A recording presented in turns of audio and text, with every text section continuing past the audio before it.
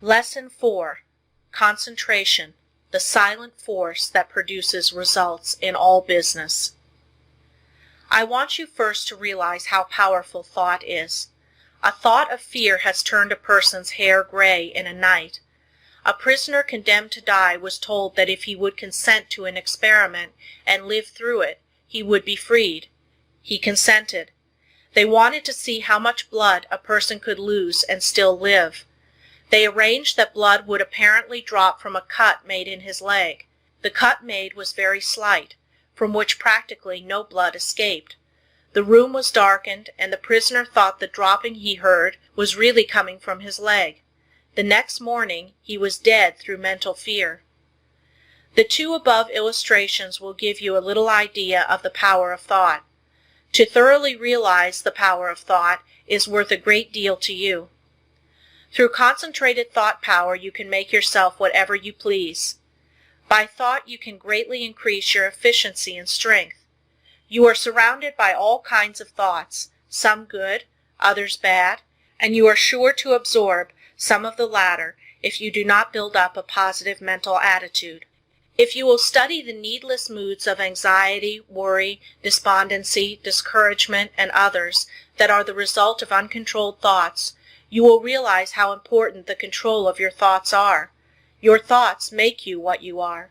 When I walk along the street and study the different people's faces, I can tell how they spent their lives. It all shows in their faces, just like a mirror reflects their physical countenances. In looking in those faces, I cannot help thinking how most of the people you see have wasted their lives. The understanding of the power of thought will awaken possibilities within you that you never dreamed of. Never forget that your thoughts are making your environment, your friends, and as your thoughts change, these will also. Is this not a practical lesson to learn? Good thoughts are constructive. Evil thoughts are destructive.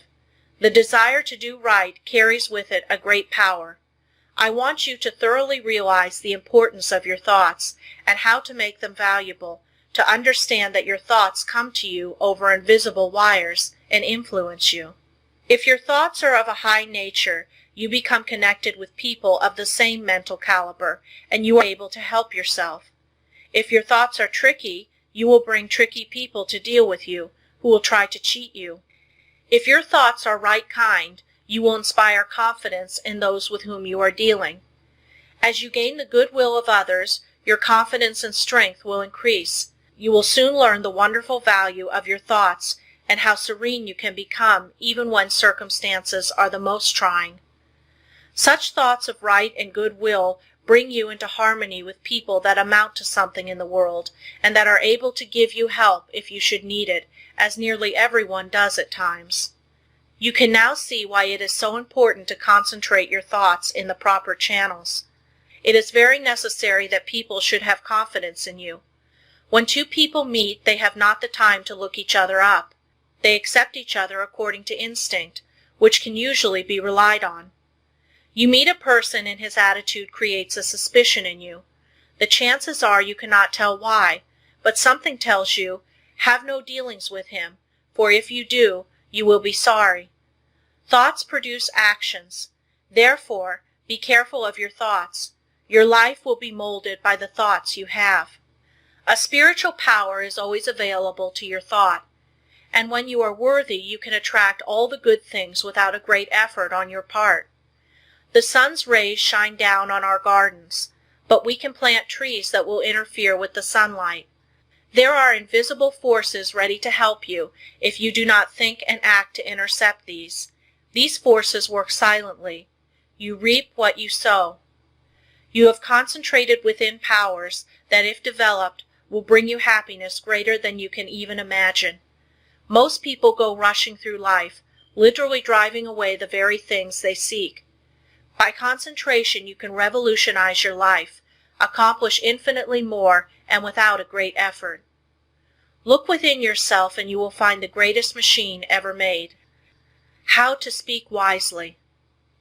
In order to speak wisely, you must secure at least a partial concentration of the faculties and forces upon the subject at hand. Speech interferes with the focusing powers of the mind, as it withdraws the attention to the external, and therefore is hardly to be compared with the deep silence of the subconscious mind, where deep thoughts and the silent forces of high potency are evolved.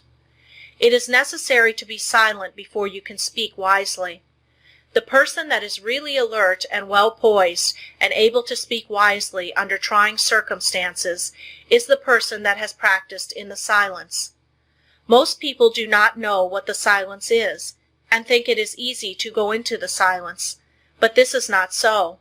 In the real silence, we become attached to that interior law, and the forces become silent, because they are in a state of high potency, or beyond the vibratory sounds to which our external ears are attuned. He who desires to become above the ordinary should open up for himself the interior channels which lead to the absolute law of the omnipotent. You can only do this by persistently and intelligently practicing thought concentration. Hold the thought. In silence, I will allow my higher self to have complete control. I will be true to my higher self. I will live true to my conception of what is right. I realize that it is to my self-interest to live up to my best. I demand wisdom so that I may act wisely for myself and others. In the next chapter, I will tell you of the mysterious law which links all humanity together by the powers of cooperative thought and chooses for us companionship and friends.